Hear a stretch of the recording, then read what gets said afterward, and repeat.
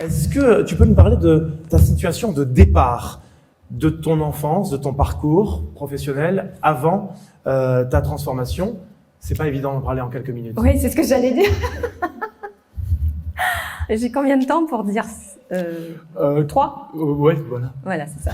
Je suis originaire de la Guyane française, issue d'une famille nombreuse, puisque je suis la 5e enfant. Mes parents ont élevé 7 enfants en tout, donc je suis habituée en fait à vivre en collectivité. C'est quelque chose pour moi qui est naturel. J'ai grandi en étant une enfant joyeuse, mais dont la joie s'est vraiment tassée avec le temps, parce qu'il fallait que je rentre dans le cadre, dans le moule. Et il fallait aussi que je montre que j'étais capable d'être un être humain qui réussit selon le paradigme qui était là à ce moment-là, et à faire des études intéressantes, importantes.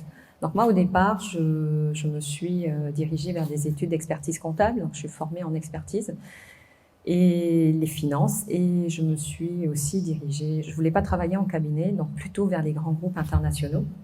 Et je dirais que jusque-là, tout allait plutôt bien. J'ai vécu des sauts quantiques aussi, également.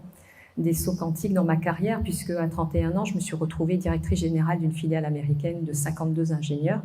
Donc j'étais considérée comme HP au potentiel. Et puis après, il est arrivé la bulle Internet, l'explosion de la bulle Internet en 2005. Et comme je faisais partie d'une entreprise dans le secteur de la bulle Internet, dans le semi-conducteur, aux États-Unis.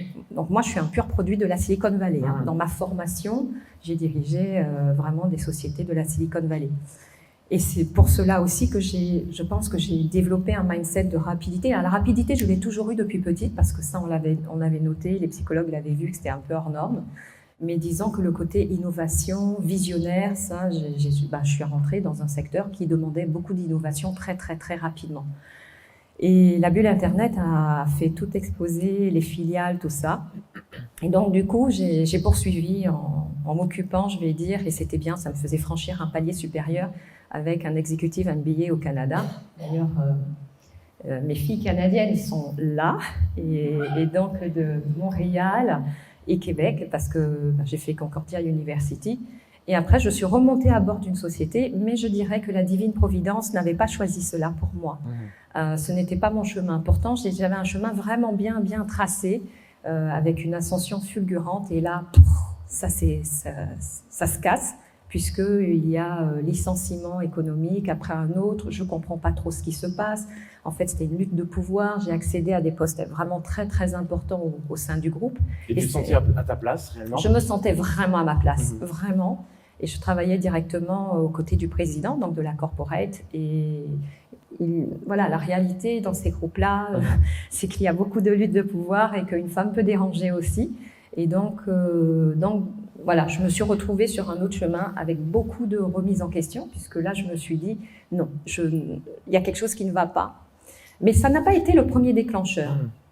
Le premier déclencheur a été un peu avant, je remonte là, c'était, je pense, parce que ça a fait son chemin, je pense que c'était autour de 2003, quand j'ai rencontré, enfin j'étais à mon bureau de la société du semi-conducteur, et que l'homme de ménage vient me voir à 23h où je travaillais beaucoup, et me dit, il est tard, est-ce que je peux aller vous chercher quelque chose à manger? Vous n'avez pas mangé.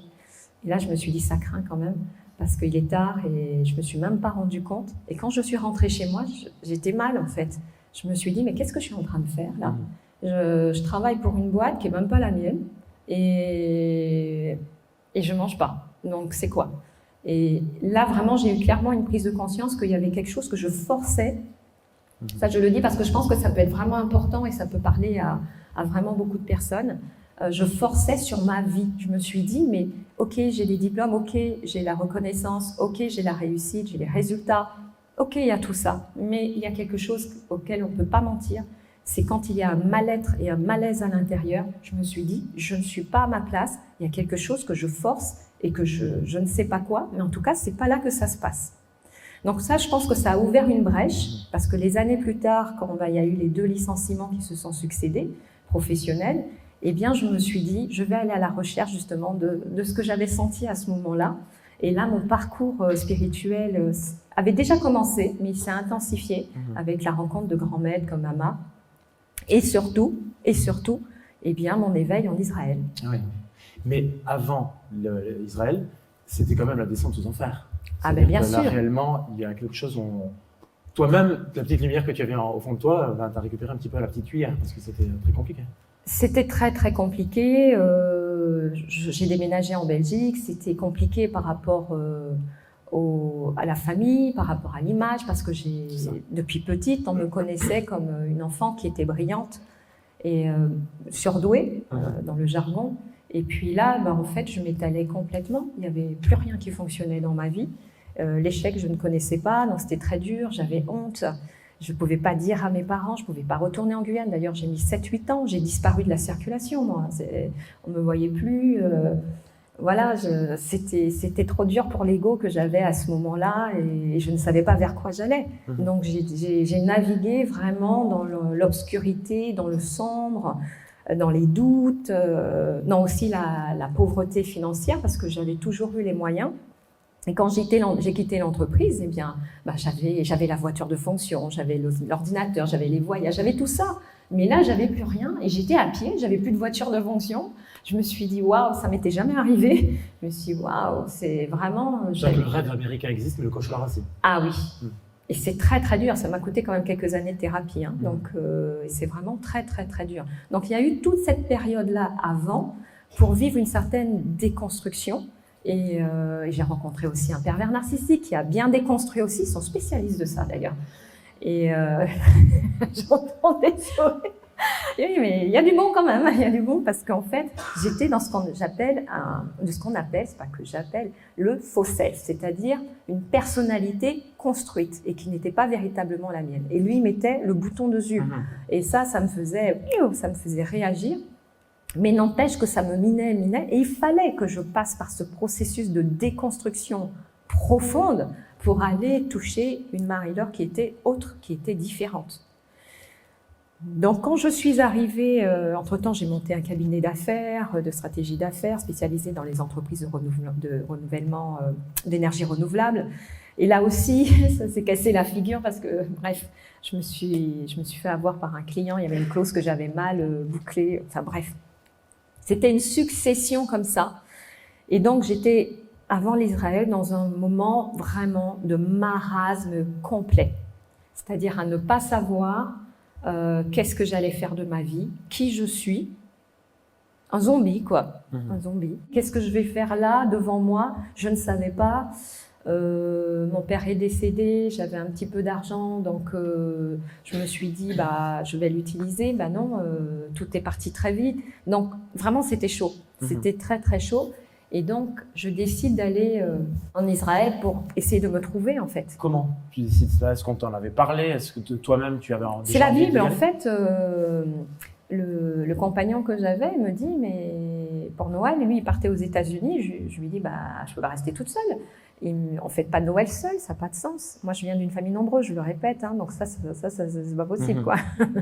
Et donc, il me dit, t'as qu'à partir faire un voyage spirituel, je sais pas, en Égypte, en Israël. Au départ, j'ai essayé l'Égypte et en fait, c'était complet. Et puis après, je me suis dit, mais l'Israël, ça serait quand même dingue que j'aille sur les lieux de la Bible, quoi. Parce que j'avais lu la Bible petite, j'avais fait le catéchisme. Donc, je me suis dit, ça serait quand même fou. Il me dit, si, mais tu peux trouver des voyages comme ça. Alors moi, je prends mon voyage comme une grande, 3 jours, pas longtemps, hein, 3 jours et demi. Et donc, je me dis, c'est génial, je vais aller passer le 31 décembre là-bas. Ça va être top et je vais aller sur les lieux. Sauf que je ne savais pas. Parce que génial, c'est le mot qui convient. L'arrivée. Bon. À l'arrivée, pas du tout. Mais avant, c'était ça. Et le génial, il est vite tombé à l'aéroport. Ouais. Parce que la garde israélienne m'a prise pour une terroriste. Et là, ça a été un véritable chemin initiatique qui a démarré. Je l'ai su après, je l'ai compris après, mais ça a été une descente aux enfers quand même. Pourquoi? Qu'est-ce qui s'est passé en fait? Parce qu'ils m'ont emmené en cellule. Ils m'ont emmené en cellule, ils m'ont fouillé de partout, j'ai été déshabillée de nue, mais à ce moment-là, moi, je ne voulais pas partir dans la haine ou la colère. Pour une fois, j'étais à l'avance à l'aéroport, parce que je suis souvent juste. Et là, j'avais pris 3 heures à l'avance et je me fais arrêter. Je passe ma vie là, dans une cellule, seule, Sans téléphone, sans sac, sans rien, sans aucune information. Ils t'ont Aucune. confondu avec quelqu'un, on ne sait pas. Non, par la suite, j'ai su qu'en fait, sur mon passeport, j'étais partie à Dubaï en 2005. Et là, c'était fin 2009 et ils n'ont pas du tout aimé. Et quelques jours avant, il y avait eu un attentat à la bombe dans un avion qui faisait le Danemark-New York. Donc, ils étaient à cran et ils ratissaient tout. Mais ça, je l'ai eu quelques mois après. J'ai compris parce qu'eux, ils ne m'ont rien dit. La seule chose qu'ils me disaient, c'était « This is security procedure ». C'est tout. Je lui dis « Mais pourquoi vous dites ça tout le temps ?» Ah, ils me répétaient ça, mais c'était dingue parce que c'était répétitif. Ils savaient dire que ça. Donc là, ça a été extrêmement difficile et... Mais ils te libèrent à un moment donné. Ils me libèrent, mais ils m'accompagnent quand même menottés à l'avion. Et donc, ils mettent une banderole orange comme quoi je suis une personne dangereuse. J'ai l'impression d'être une mouche et je suis dangereuse, quoi. Et c'est vraiment à l'eau, quoi. Il y a des terroristes, des vrais terroristes qui sont dans l'air et ils y sont pas. Et puis moi, voilà, ils étaient obsédés par moi. Il y avait quelque chose sur moi qui les repoussait. Ils m'ont mise tout à fait au fond de l'avion et on a voyagé. Et là, j'ai pleuré, j'étais en colère, je pleurais. Je dis mais qu'est-ce que je fous là? Mais qu'est-ce que je vais faire dans ce pays? Mais qu'est-ce qui m'a appris d'y aller? Et puis en plus, je savais pas ce qui allait se passer à mon arrivée. Et finalement, je suis arrivée et je voulais plus sortir de l'hôtel. Et à la réception, ils m'ont dit non, nous avons quelqu'un de très bien, vous pouvez faire un tour. Donc j'ai d'abord été à Bethléem parce que je voulais voir le lieu de naissance de Jésus. Donc j'y étais, j'ai encore des photos, c'est magnifique, c'est très fort. Et j'espère un jour vous emmener tous. Ça serait vraiment un grand rêve, voilà, de vous y emmener. Et puis ensuite, je lui dis, moi, je suis pas venue pour aller là où il y a des touristes. Je veux aller là où justement c'est secret, caché, c'est fort. C'est là où il y a eu des enseignements de Jésus. C'est ce qui m'intéresse. Je cherche quelque chose que je ne connais pas, mais je cherche. Et il me dit d'accord, pas de problème. Donc il me fait faire un petit tour. Nous sommes allés dans 2-3 endroits. Et après, il m'emmène au Mont des Oliviers. Il me dit montez, je vais boire un coup avec mes copains. Bon. Ok, vous êtes sûr je peux y aller? Oui, vous montez, vous allez voir, il y a une porte, là où il y a l'olivier, vous traversez, vous y allez, c'est très bien, ok. Et donc c'est à ce moment-là, moi je suis montée et que ma vie bascule en fait. Qu'est-ce qui se passe à ce moment-là? Parce que rendez-vous avec toi-même, mais pas que. Pas que, c'est un rendez-vous, alors moi je vais l'appeler Dieu, mais après on l'appelle comme on veut, l'univers, après ça peut être Bouddha, voilà. Pour moi la signification derrière le mot Dieu, c'est une énergie en fait, c'est un état, c'est une grande intelligence, il n'a ni corps ni forme, il a la forme de tout en même temps. C'est le tout dans le tout et le grand tout. Il est infini. Et donc je rentre dans le dôme et au départ j'entends une voix et en fait, ça me fait rire parce que j'entends une voix, tu t'élèveras, et je me dis, mais c'est du n'importe quoi, le truc il est super haut. Et comment ça se passe? Tu te retournes Oui, je cherche le haut-parleur en fait. Je me dis, mais il y a un haut-parleur quelque part, ça parle français en plus, comment... Ah bon, je savais pas qu'en Israël, enfin à Jérusalem, on parlait français comme ça. Et je me concentre pour faire ma prière, quoi. Et j'entends encore, tu t'élèveras. Je dis, mais attends. Il y a une échelle, mais j'ai même pensé à une échelle en corde en fait. Je dis, il y a peut-être une échelle que je ne vois pas, il y a une astuce, je ne sais pas. Bon, il y a une visite peut-être à faire là-haut. J'étais dans ça, quoi. Et puis à ce moment précis, en fait, eh bien, j'ai senti vraiment tout mon corps, naturellement, quand je suis arrivée, était très stressé, coincé, mais prisonnier, vraiment étriqué. Avec les tensions que j'avais eues l'avant-veille, avec l'avion, la garde israélienne, moi je n'étais pas du tout rassurée, je les voyais avec leurs mitraillettes là.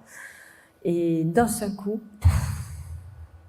ça s'ouvre en moi, comme des lianes, ça se dénoue comme ça, mais à une vitesse, comme si c'était des ceintures, et paf, tout se mettait, on voit ça dans les dessins animés, tout ça, ça se dénoue, et là je me sens mais dans un état d'apesanteur et de paix, mais une paix profonde que je n'ai jamais connue. Et que j'ai jusqu'à aujourd'hui. Et que moi, c'est cette paix-là, cette vibration que vous sentez quand après vous sentez, après un live ou après une journée de saut quantique, eh bien, vous sentez un certain apaisement. C'est cette vibration, en fait. Comment, après cette expérience, comment tu te définis maintenant? Je ne me définis pas. Mais non, mais quand on reçoit quelque chose comme cela, est-ce que Est-ce que tu es un canal? Est-ce que tu te définis pas comme une sainte, quoi? Enfin, je veux dire. Alors, je ne suis pas une sainte, pour autant, j'ai beaucoup de témoignages qu'on aperçoit des fois, une auréole autour de moi. Je pense que, mais ça a été prouvé parce que du coup, j'ai fait quand même quelques démarches. J'ai été à l'Institut métapsychique de Paris, on a fait des mesures, tout ça. Donc, j'ai des cellules divines, donc je ne suis pas comme tous les êtres humains.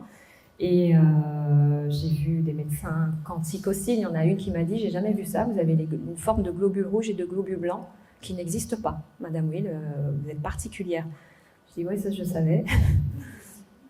Et mon corps ne répond pas pareil face au corps médical. On dénote des choses dans mon corps que je ne consomme pas. Enfin bon, voilà, comme du fromage. Non, je ne mange pas de fromage, donc voilà, ça apparaît. Donc, je ne me définis pas. Ça a été très, très difficile, et ça l'est encore jusqu'à aujourd'hui pour moi de me donner un titre, parce qu'en fait, je vis sans titre. Je vis dans le tout, je vis dans l'unité, et je n'ai pas besoin de m'identifier à un titre. Je ne ressens pas le besoin de ça. Par contre, exprimer ce en quoi je peux aider et accompagner, ça oui, mais un titre pour moi ne veut rien dire, c'est tellement enfermant, nous sommes tellement plus que notre histoire, tellement plus. Et ton but, ta mission, j'en parle justement, c'est de transmettre un petit peu l'amour que tu as reçu, de transmettre... Alors ma mission au sens large, donc ma mission, moi je suis vraiment ici sur Terre pour faire un travail collectif, pour permettre aux humains de retrouver leur place unique et donc rétablir l'amour, vraiment réouvrir ce cœur à l'intérieur d'eux. Et pour aujourd'hui, c'est vraiment d'accompagner les femmes, alors, il y a des femmes entrepreneurs, des hommes aussi entrepreneurs, à vivre une transformation profonde pour changer leur identité profonde de leader, c'est-à-dire pour les amener au palier supérieur de réussite, et pour certains qui visent beaucoup plus haut, à aller vers le million, voire plusieurs millions. Donc, on est quand même aujourd'hui centré vraiment sur un saut quantique. Ma journée de saut quantique est vraiment orientée sur l'entrepreneuriat. J'ai mis l'intention dessus pour que, naturellement, votre transformation personnelle puisse vraiment aller impacter toutes les dimensions et les sphères. Quand je dis toutes les dimensions, c'est la dimension terrestre, céleste, c'est toutes les dimensions et réalités qui existent, karmiques en parallèle, pour que ça puisse, parce que quand j'opère une guérison et un alignement, c'est dans toutes les dimensions. Ce n'est pas uniquement un plan émotionnel ou physique, ça serait beaucoup trop facile. On va chercher beaucoup plus loin pour vous permettre d'accéder à des plans supérieurs et surtout de vous reconnecter, et en tout cas de vous rapprocher de votre trajectoire d'âme, qui est vraiment ce que moi j'ai vécu, que j'ai appris. La trajectoire d'âme, c'est l'ultime essence de qui vous êtes. Ça répond à la question du qui suis-je. Je pense à Imen qui a soulevé la question hier, merci. C'est vraiment, ça répond à la question du qui suis-je, la trajectoire d'âme. Si vous ne savez pas qui vous êtes, comment avancer avec vous-même déjà, je vais dire déjà juste dans la vie avec vous-même, comment choisir votre partenaire, comment l'attirer, comment le manifester, comment élever vos enfants si vous n'êtes pas vous-même, comment leur montrer la voie, c'est compliqué, c'est compliqué. Et comment encore plus accompagner la croissance d'une entreprise. Est-ce que tu peux nous parler de ton don de transformation énergétique? Comment fais-tu concrètement pour déclencher ces grandes transformations de vie chez nos participants? Comment tu vas t'y prendre? Comment ça se passe? Alors, ma médecine quantique, parce qu'il s'agit d'une médecine, c'est très pointu. Ma médecine quantique, elle est relative vraiment à l'énergie du système solaire. Je ne sais pas si vous avez suivi le live du 11 avril, il y a Fatima qui est intervenue en fin de live, et donc elle l'a très très bien nommé. En fait, clairement, moi j'accompagne, j'aide au réalignement du système solaire au travers de votre âme à vous. Votre âme à vous, c'est quoi? C'est votre trajectoire d'âme. Et donc, ma médecine quantique, elle prend vraiment différentes dimensions, la dimension humaine, mais aussi la dimension au travers du système solaire. C'est pour cela qu'aujourd'hui, nous allons prendre la fusée, parce qu'il y a un travail qui est très intérieur, qui est fait de réalignement, d'ouverture, de dissolution active et rapide, voire ultra rapide, parce que ça va beaucoup plus vite que la vitesse de la lumière. pour dissoudre les traumas, les peurs, les chocs que vous auriez pu recevoir durant l'enfance, durant votre parcours, même en tant qu'adulte, tout ce qui vous a pesé, tout ce qui a été lourd.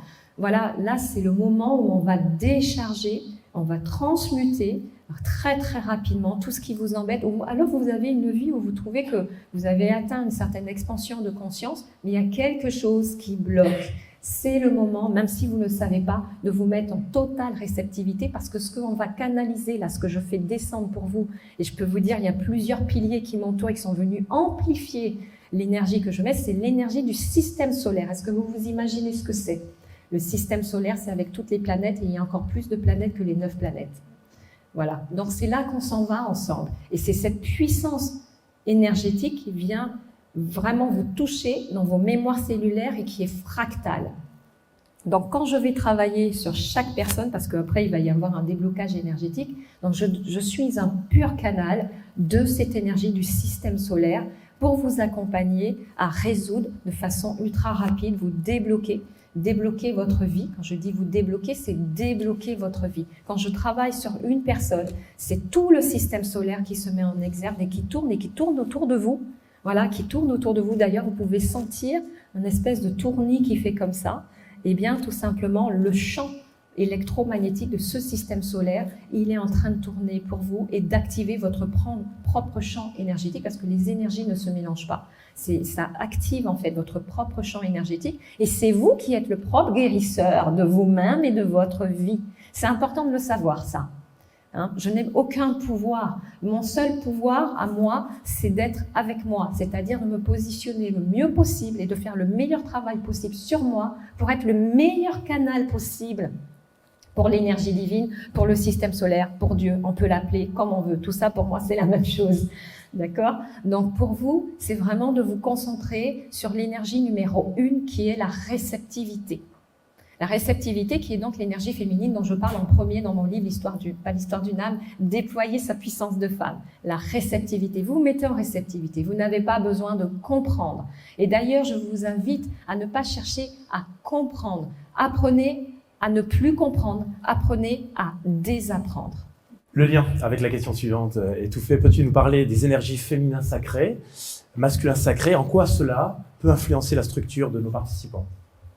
Alors, l'équilibre de l'énergie féminine et masculine sont des équilibres qui sont fondamentaux parce que l'équilibre du féminin masculin fait partie des 7 lois universelles.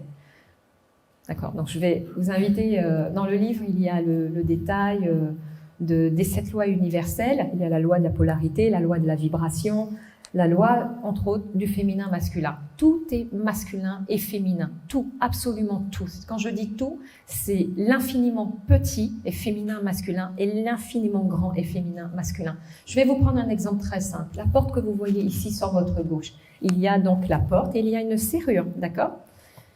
Cette serrure, il y a la clé qu'on enfonce.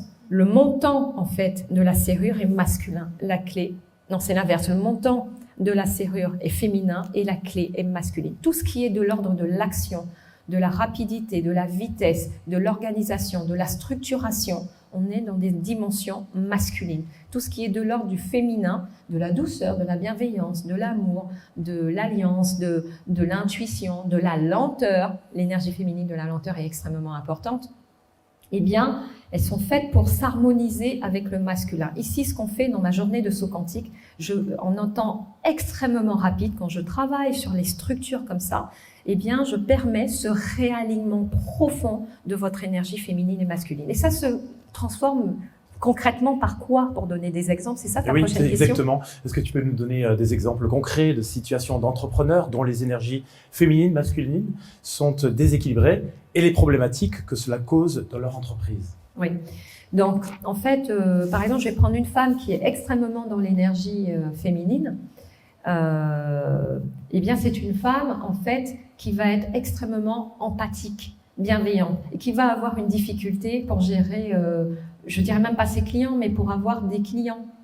Qui est-ce que j'ai rencontré hier soir qui m'a dit j'avais du mal, je ne sais plus qui, parce que en fait moi je connais à la vibration, mais en tout cas juste pour dire c'est un exemple, c'est-à-dire la difficulté d'avoir à poser son prix.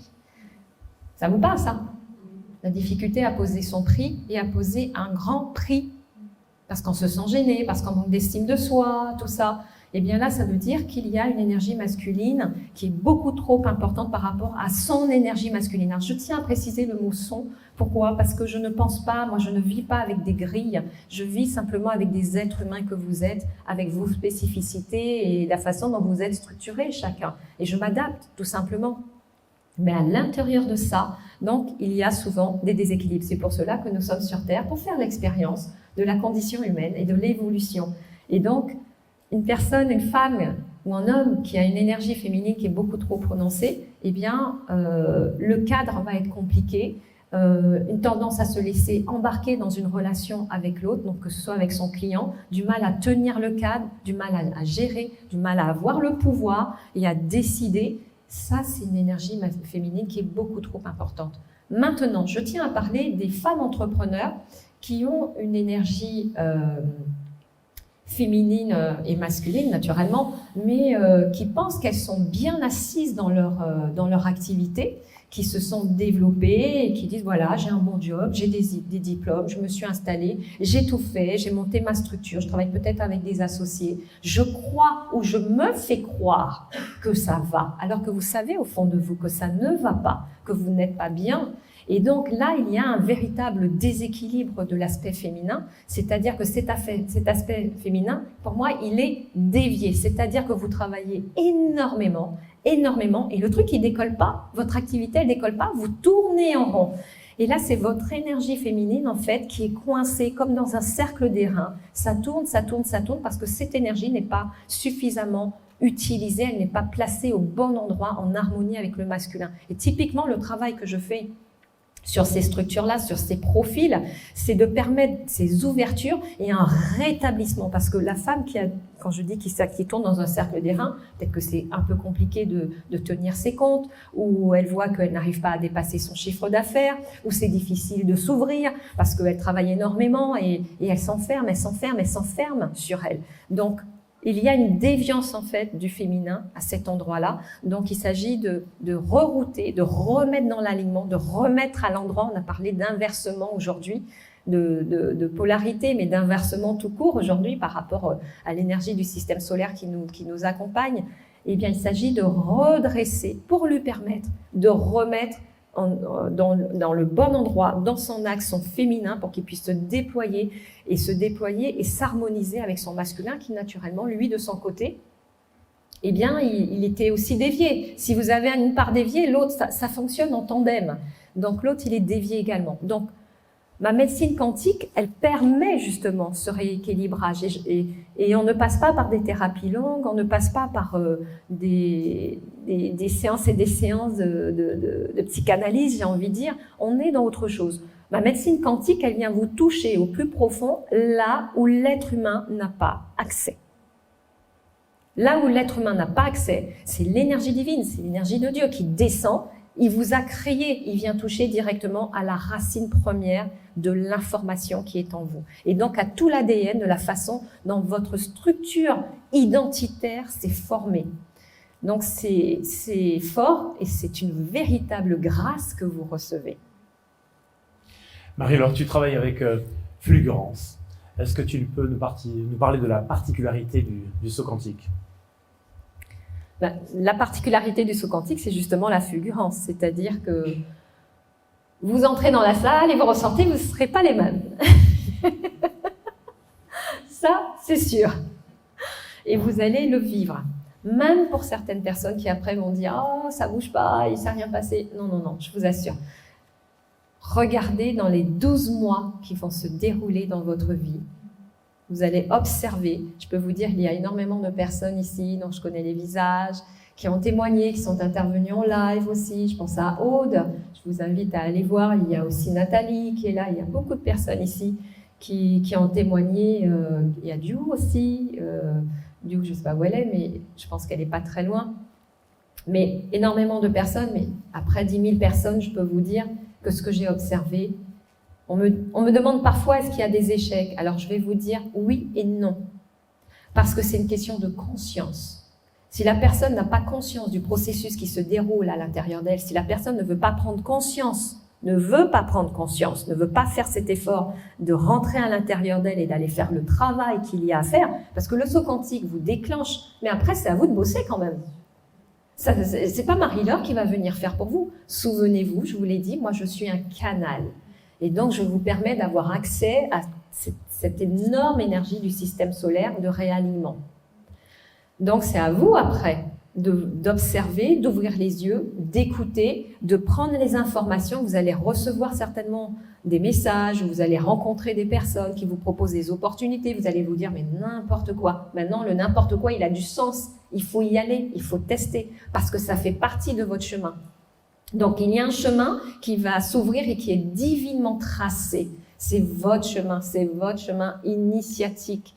Et pour atteindre cette fulgurance, eh bien, pourquoi c'est fulgurant? Parce qu'un yogi, un moine, pour atteindre ce niveau, cet état d'éveil, eh bien, il met plus de 20 ans, 30 ans pour le faire.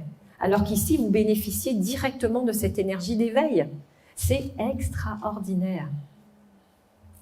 Quel conseil donnerais-tu aux participants pour faire le lien entre spiritualité et business dans leur vie? Quel conseil? Je ne sais pas s'il y a un conseil. C'est vrai qu'on me pose souvent la question, et pour moi c'est tellement évident. J'ai un mot à dire, simplicité. Voilà, soyez simple. N'essayez plus de séparer votre vie entre celle ou celui que vous êtes à la maison et celle et celui que vous êtes dans le professionnel. Il n'existe aucune séparation. Vous êtes les mêmes. En tout temps, vous êtes les mêmes. Si vous me rencontrez demain dans la rue, je vais être la même que là.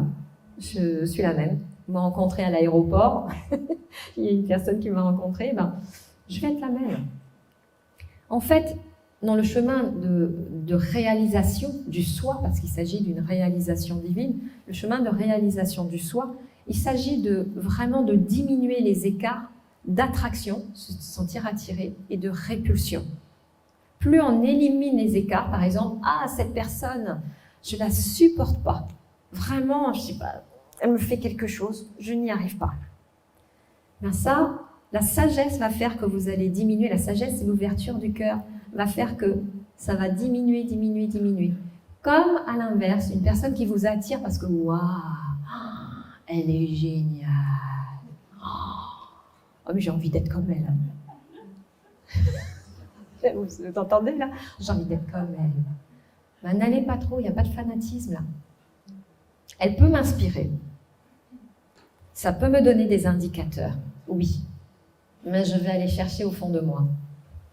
Qu'est-ce qui résonne? Parce que si elle m'inspire, c'est qu'il y a une partie de moi qui résonne avec elle. Et quelle est la partie de moi qui résonne pour que je puisse aller la sublimer, pour que je puisse la découvrir? Parce qu'elle a quelque chose à me dire à l'intérieur de moi. Rencontrer les célébrités, moi, ça ne m'a jamais impressionnée. Et j'accompagne aussi des célébrités. Et pourquoi? Parce que je les vois comme des personnes qui, je peux vous assurer, qu'on soit célèbre ou pas, on a tous les mêmes difficultés, les mêmes épreuves d'amour, on est tous les mêmes. Tous les mêmes. Et je suis touchée autant par leurs conditions, tout le monde. Donc, le conseil, c'est vraiment, l'un ne va pas sans l'autre. Il n'y a pas de spiritualité sans affaires et pas d'affaires sans spiritualité. Parce qu'en fait, les affaires, c'est spirituel, tout simplement. Quand vous accueillez un prospect, un client, eh bien, pour moi, c'est profondément spirituel. Une vente, c'est spirituel. On me disait hier soir, mais tu ne vends pas. Mais non, je n'ai pas besoin de vendre. Parce que je suis simplement moi. Et c'est à cet endroit précis que j'aimerais vous emmener. C'est-à-dire à être vous, sans rajouter, sans trop faire. Il y avait Sacha Guitry qui disait, ne forcez pas trop le trait. Et c'est ce que j'ai envie de vous dire. Ne forcez pas trop le trait. Soyez vous-même, et je peux vous assurer, être vous-même, vous êtes des diamants. Alors brillez votre diamant, et ne cherchez pas à être l'autre ou à faire comme l'autre. Vous pouvez vous en inspirer, oui, c'est nécessaire. Moi, je m'inspire de maîtres, de personnes qui m'inspirent, mais ça reste moi. Je sens que je reste en moi, et c'est moi qui décide ce que j'ai envie de faire et ce qui me parle. Vous voyez la différence? Elle est là, la différence. Donc ces conseils, et puis il y en a peut-être d'autres, peuvent faire justement décoller son entreprise? C'est pas que ça peut faire décoller, ça fait décoller. C'est une logique, c'est-à-dire entre le réalignement dans la trajectoire d'âme, parce que la trajectoire d'âme, c'est quoi? On va le voir plus tard dans la journée, mais c'est quand même un alignement profond qui est vraiment depuis l'origine, c'est-à-dire de votre planète originelle. Vous avez plusieurs vies, donc depuis votre planète originelle, je vous aligne par rapport à votre planète originelle. C'est ce pourquoi vous êtes là sur Terre, vous vous êtes incarné pour votre grande incarnation sur Terre. On parle de mission de vie, mais là, on est au-delà de ça. La mission de vie, c'est, j'ai envie de dire, c'est un élément dans une vie, mais la mission d'âme, la trajectoire qu'elle forme tout au long de chaque vie, c'est la même à chaque réincarnation. Donc, entre l'alignement et le retour dans votre trajectoire d'âme, et automatiquement, quand ce retour de la trajectoire d'âme se fait, eh bien, il y a un dépouillement de l'ego qui se fait également, parce que être dans sa trajectoire d'âme, c'est vraiment atteindre des niveaux de conscience, d'éveil très, très, très élevés, mais aussi des niveaux d'incarnation très, très, très profonds. C'est profond la terre, profond, élevé. Et donc, automatiquement, nous sommes dans la spiritualité incarnée dans la matière. Et donc, du coup, l'entreprise, elle ne peut que vivre et se déployer parce qu'elle devient un phare. Elle devient un phare parmi toutes les entreprises. Moi, en fait, j'ai une entreprise et elle est devenue un phare. Mais qu'est-ce qui fait le phare? C'est la vision, c'est la grande vision. Les personnes qui m'entourent, elles viennent pour me soutenir, moi, Marie-Laure. Mais avant tout, c'est pas Marie-Laure. Elles viennent pour soutenir ma grande mission, qui est celle que je vous ai dit. Permettre l'alignement rapide dans votre trajectoire d'âme pour établir la paix, l'amour et l'harmonie sur Terre et que vous puissiez vous incarner dans votre grande mission d'âme sur Terre. Est-ce que tu peux nous donner un exemple d'un entrepreneur que tu as accompagné, une sorte de avant-après? Comment ça s'est... Il y en a beaucoup, des entrepreneurs que j'ai accompagnés. Un exemple, mais, quelque chose... tu veux quel exemple? Quel type? Un exemple...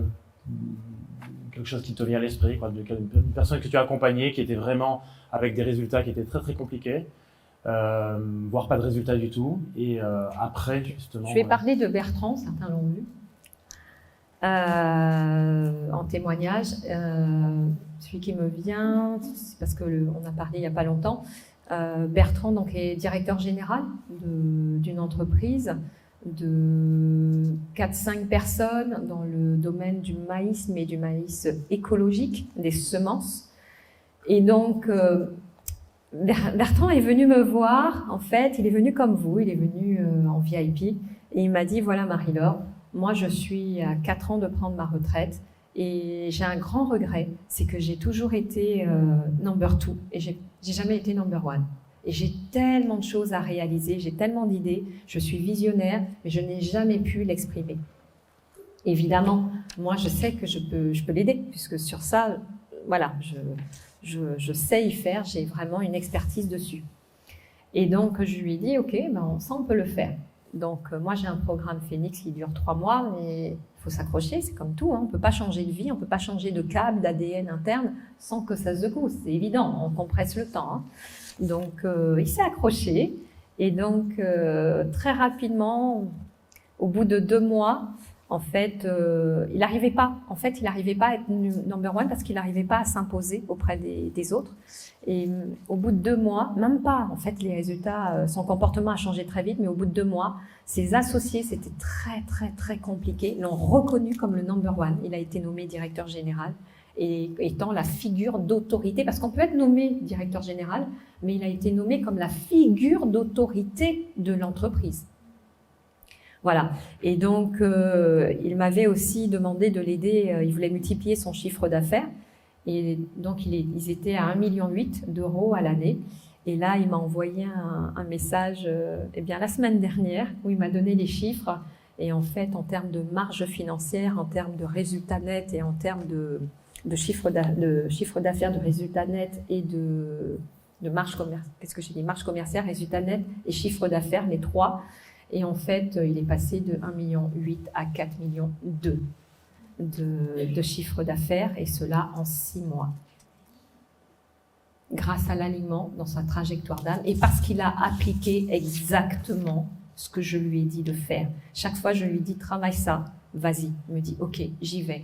Et on déploie au niveau du terrain, c'est-à-dire les commerciaux, la stratégie commerciale, puisque à la base, j'ai une expertise en stratégie d'affaires. Donc, je couvre tous ces domaines-là. Et la marge également, elle a été multipliée. Voilà, on ne parle pas d'addition, hein, on parle de multiplication dans ce genre de choses. Mais ce que je veux dire aussi, c'est que Bertrand et Annie, ils ont retrouvé l'amour, 40 ans de mariage. Voilà, c'était la routine et c'est redevenu l'amour comme au premier jour. D'ailleurs, sa femme m'a écrit il y a quelques jours en me disant c'est fabuleux, nous sommes comme au premier jour. Mais Bertrand, il a vécu cette ascension parce qu'aussi il était prêt, qu'il avait un désir brûlant de passer à autre chose, de se réaliser. Il avait tellement son message fort qu'il gardait, qu'il n'arrivait pas à exprimer, et que là, il était tellement content. Et il m'a dit, je continue, je suis tellement motivé, pour l'année de 2024, je vais tout déchirer. Et ça, j'en suis sûre. On parle de manifestation. En ce moment, peux-tu nous dire ce que c'est et en quoi cela peut aider les entrepreneurs? Pour moi, la manifestation... ça me fait rejoindre la question des affirmations positives. Et pour moi, c'est un tout.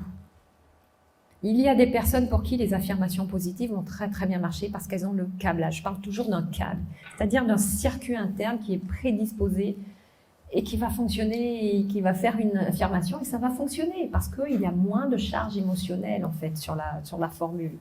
Mais il y a d'autres personnes qui vont le faire et qui vont le faire pendant 20 ans et ça ne va pas marcher. Parce qu'il y a des blocages internes. Et ça, je vais dire, il n'y a pas de miracle, quoi. Il faut aller les défaire. Vous avez beau faire pendant 20, 10 ans, 20 ans la même affirmation et dormir avec et que vous attendez, il ne se passe rien. Moi-même, Marie-Laure, oui, je me fais accompagner. Je me fais accompagner pour vraiment m'aider à ouvrir le canal, pour lever tous ces blocages internes qui remontent des fois à des vies antérieures et qui remontent très loin. Et oui, on en a tous pour la simple et bonne raison que c'est pour ça que nous nous sommes incarnés sur Terre, sinon nous serions tous des anges. Et ce n'est pas le cas. Donc, il n'y a pas de complexe à avoir, à se faire accompagner, à se faire aider, quelle que soit notre réussite. C'est bien, c'est important si vous avez envie d'avancer et d'avoir une vie plus sereine. Je ne vais pas dire moins trépidante, parce que ça, c'est pas vrai. Plus vous évoluez et plus vous êtes confronté à des challenges parce qu'on considère que vous êtes capable de les vivre, tout simplement. Mais je dirais plus intéressante quand même. Voilà, c'est quand même mieux d'avoir de l'argent que de ne pas en avoir. Vous êtes d'accord avec moi? Voilà. Donc, apprendre à maîtriser la manifestation de l'argent, c'est quand même mieux que d'apprendre à maîtriser la manifestation de la pauvreté. Et je peux vous assurer qu'il y a énormément de personnes qui sont spécialistes de la manifestation de la pauvreté. Mais ils ne le savent pas parce qu'ils formulent et ils pensent d'une certaine façon, parce que ça part de la pensée, ils pensent d'une certaine façon qui est erronée, c'est-à-dire ils pensent à l'envers. Ils vont émettre un désir de manifestation, par exemple, j'aimerais tellement qu'on m'offre un bouquet de fleurs, voilà. J'aimerais tellement qu'on m'offre un bouquet de fleurs, j'aimerais que mon chéri m'offre un bouquet de fleurs, je vais formuler ça. Et puis la minute d'après, qu'est-ce qui se passe? Eh bien, non, je suis sûre qu'il ne va pas le faire. Ben là, vous cassez la manifestation, vous annulez le champ vibratoire où il y a eu un message qui est parti et donc il ne revient pas, ce n'est pas possible, ça tombe dans les choux, ça part dans l'univers, il n'y a rien qui va se produire. Donc la manifestation, cela demande une grande maîtrise de ses pensées et pour avoir une grande maîtrise de ses pensées, ça veut dire d'avoir une grande maîtrise de soi. D'accord ? Et moi-même, je le fais parce que si je pars en colère, je sais que j'ai de la puissance. Et si je pars en colère, ben, je fais péter les lumières, ça part. Donc, je ne peux pas me permettre de faire ça. Donc, je fais très attention et immédiatement, je transmute par le chakra du cœur, par l'amour, je transmute. Des fois, ça déborde, c'est normal. Et parfois, c'est nécessaire aussi de poser le poing sur la table et de montrer qu'on est en colère. Voilà. C'est tout un agencement, c'est toute une maîtrise de soi qui est nécessaire et qui est à apprendre au fil des jours, au fil des années. Et parce que c'est aussi le chemin de sagesse qui nous est demandé de faire. Merci beaucoup, Marie-Laure, pour ces échanges. De beaux applaudissements pour terminer cette interview. Merci. Merci beaucoup, Marie-Laure.